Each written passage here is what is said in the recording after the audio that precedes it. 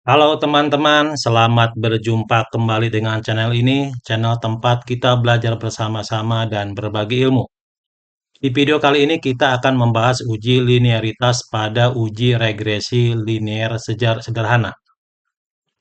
Seperti biasa, layar kita bagi dua, sebelah ini untuk pedoman atau panduan, jadi kalian tinggal baca paduannya, kemudian cermati, kemudian pahami, dan langsung kita praktekkan di sebelahnya. Untuk memudahkan pemahaman kita tentang uji linearitas pada uji regresi linear sederhana, maka pembahasan kita disertai dengan contoh atau langsung kita praktekkan. Tabel ini merupakan desain penelitian yang akan diuji dengan uji regresi linear sederhana. Salah satu asumsi yang harus dipenuhi adalah uji linearitas. Judul penelitiannya adalah pengaruh kebiasaan belajar terhadap hasil belajar IPS. Variabelnya, variabel X-nya kebiasaan belajar, variabel Y-nya hasil belajar IPS. Topik bahasan ada 4. Yang pertama, konsep dasar uji linearitas pada uji regresi linear sederhana. Yang kedua, kaidah pengambilan keputusan. Yang ketiga, prosedur SPSS uji linearitas pada uji regresi linear sederhana. Dan yang keempat, interpretasi. Kemudian hal yang harus dipersiapkan adalah data dan tabel distribusi F. Pertama, konsep dasar. Uji linearitas merupakan salah satu uji asumsi statistik yang bertujuan untuk mengetahui apakah hubungan antar variabel independen atau X dan variabel dependen atau Y bersifat linear atau dapat digambarkan dengan garis lurus. Pada regresi linear sederhana, model yang dapat dibangun mengasumsikan bahwa setiap perubahan pada variabel independen akan diikuti oleh perubahan yang proporsional pada variabel dependen, sehingga hubungan keduanya dapat dinyatakan dalam bentuk persamaan garis lurus. Asumsi linearitas tidak mengharuskan data membentuk garis lurus secara sempurna, tetapi mengharuskan bahwa pola hubungan rata-rata antara X dan Y cukup mendekati garis lurus, sehingga model regresi linear layak digunakan. Berikutnya, kaidah pengambilan keputusan. Kaidah pengambilan keputusan uji linearitas berdasarkan deviation from linearity. Kaidahnya yang pertama, jika sig atau nilai sig lebih besar dari 0,05, maka hubungan antar variabel dinyatakan linear. Sebaliknya, jika nilai sig lebih kecil atau sama dengan 0,05, maka hubungan antar variabel tidak linear. Berikutnya, prosedur SPSS uji linearitas pada uji regresi linear sederhana. Coba perhatikan ini data. Ini data yang sudah kita siapkan dalam bentuk Excel, respondennya 30, variabel X-nya kebiasaan belajar ini datanya, kemudian variabel Y hasil belajar IPS ini datanya. Persis seperti tabel yang tadi kita bicarakan. Data ini kita copy, kemudian kita buka SPSS-nya.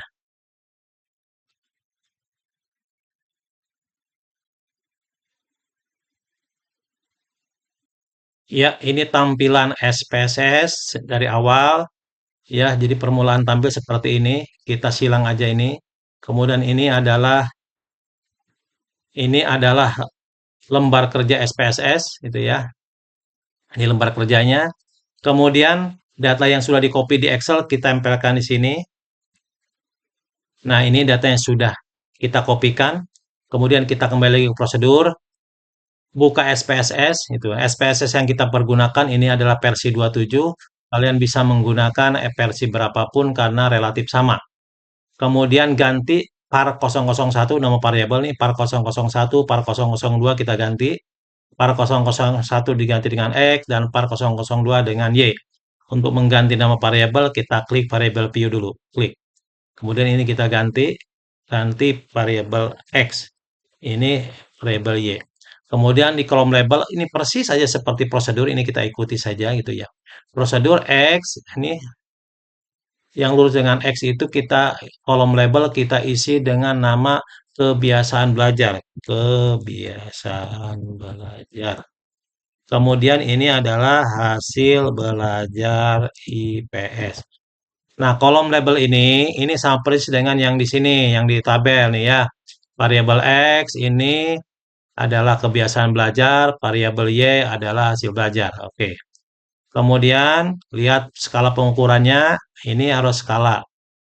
Ini skala ya. Oke, kita kembali ke prosedur. Sudah kita ganti, kemudian langsung lakukan analisis, klik analyze gitu ya, analyze, kemudian compare mean gitu ya, kemudian mean. Nah, oke ya. Ini kotak dialognya sudah muncul gitu ya. Kemudian variabel Y kita masukkan ke kotak dependent karena ini merupakan variabel dependent. Kemudian kebiasaan belajar kita masukkan ke kotak independen ini. Layar ini kotak-kotak ini ya. Oke. Kemudian perhatiin sini pokoknya persis dengan prosedur. Klik option. Setelah klik option kemudian klik klik test for linearity ini ya.